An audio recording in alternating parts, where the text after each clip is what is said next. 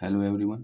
कक्षा 10 गणित जो प्रश्नावली 1.1 है उसमें कुछ बहुविकल्पीय प्रश्न दे रखे हैं। ये हमारा पहला क्वेश्चन है। यदि 65 और 117 के HCF को 65m - 117 के रूप में व्यक्त किया जा सके तो m का मान क्या होगा। डिटेल में सॉल्व करेंगे। ठीक,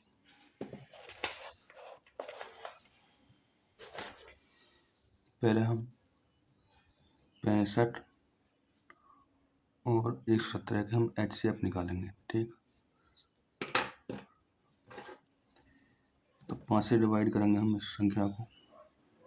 भाज्य गुणनखंड करने। ठीक है, 5 एकम 5, 5 दिया 15। ठीक, और हम 13 से डिवाइड करेंगे। 13 एकम 13। जब तक डिवाइड करना हम जब तक 1 ना आ जाए।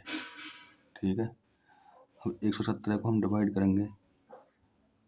3 से डिवाइड करेंगे। 3 दिया 9, यहाँ पर बचे 2, 27 हो गए। 3 9 27। फिर 3 से डिवाइड करेंगे। 3 एकम 3 और 3 दिया 9। उसके बाद फिर हम 13 से डिवाइड करेंगे। 13 एकम 13। ठीक है, 65 के जो हमारे अभाज्य गुणनखंड आए वो है हमारे 5 गुणा 13। और हम इस एक को और लिख लेते हैं। ठीक है, ठीक है, और 117 बराबर इसके गुणनखंड आए हमारे 3 गुणा 3 गुणा 13। कॉमन बनाने के लिए हम इस एक को और लिख लेते हैं। ठीक है, अब हमें ज्ञात करना HCF।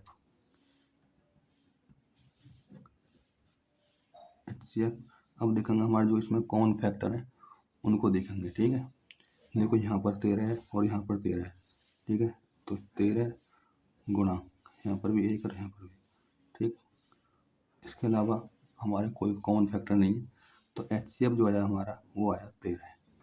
ठीक है, अब ये कह रहा है कि HCF को 15m - 117 के रूप में व्यक्त किया जा सके तो m का मान ज्ञात कीजिए।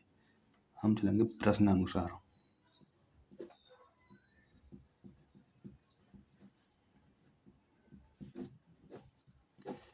तो HCF बराबर दे रखा है इसमें 65m - 117।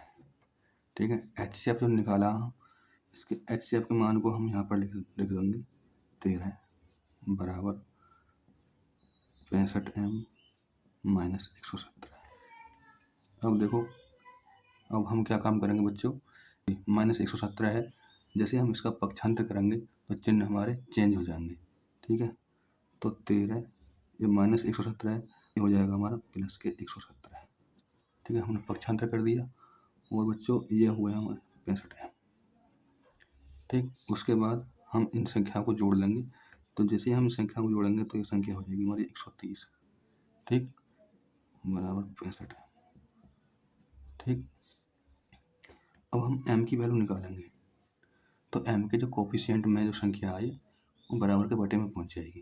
ठीक, 30/65। जैसे हम 65 से हम 130 को डिवाइड करेंगे तो ये 2 बार डिवाइड होगी। 65 दूनी 130। तो m का जो मान आ गया वो 2 आ गया। यही आंसर है।